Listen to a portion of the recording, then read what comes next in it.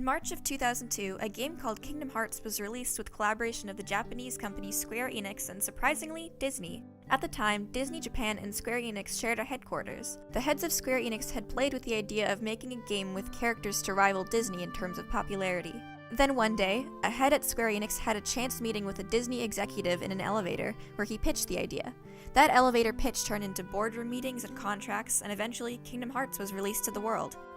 The idea was to make a game with Final Fantasy and Disney characters, but they ended up creating an entire cast of original characters that the story would follow, with the Disney and Square Enix characters peppered in here and there. Final Fantasy character designer Tetsuya Nomura headed the project, and his influence gave the game a very anime style and feel. At least you'd think, but like I said, Disney characters like Donald Duck, Goofy, Aladdin, Peter Pan, and even Jack Skellington appear in the game.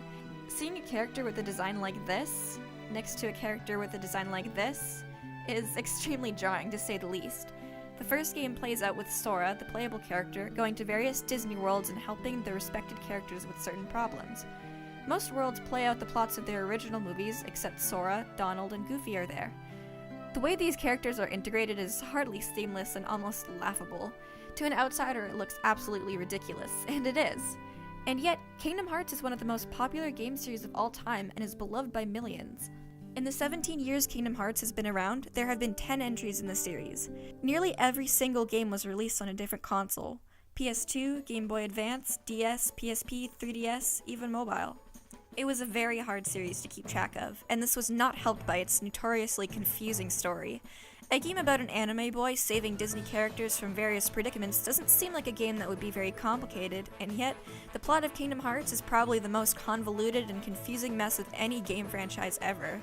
I simply couldn't sit here and explain the entire plot to you, but the setup for the first Kingdom Hearts is pretty simple. Sora starts off as a young boy who lives on an island with his two friends, Riku and Kairi. These three want to get off the island and explore other worlds. And one day, Riku gives his heart into the darkness after being convinced it will allow him and his friends to travel to other worlds. Their island succumbs to darkness, and the three of them are separated, and Sora teams up with Donald Duck and Goofy to explore various Disney worlds and search for his friends. After that, the rest of the series is a confusing tale involving body swapping, character duplication, memory loss, time travel, and light versus darkness. The whole series is such a bizarre roller coaster, it's very easy to understand why people would turn their noses up at it. But even so, the series has such a large and dedicated following, mostly people who grew up with the series, but even a lot of people who played it in their late teens or over. I myself only started playing them in March of 2018, and yet Kingdom Hearts is probably my favorite game series ever. Of course, when I started it, I wasn't taking it seriously. I was making fun of every aspect of it, but after a while it just sucked me in. I fell in love with the characters, the goofy interactions, and the buckets and buckets of lore and plot details to remember. Kingdom Hearts has so many parts to it that no matter what you like or dislike, there's something for everyone. Whether you like Disney, anime, really detailed lore, or just incredibly fun and intricate hack-and-slash JRPGs, Kingdom Hearts has it all. Kingdom Hearts is something you have to experience to be able to judge properly. It has many flaws, and is so fun to make fun of sometimes, but it's just so sincere and fun. It's really hard to dislike.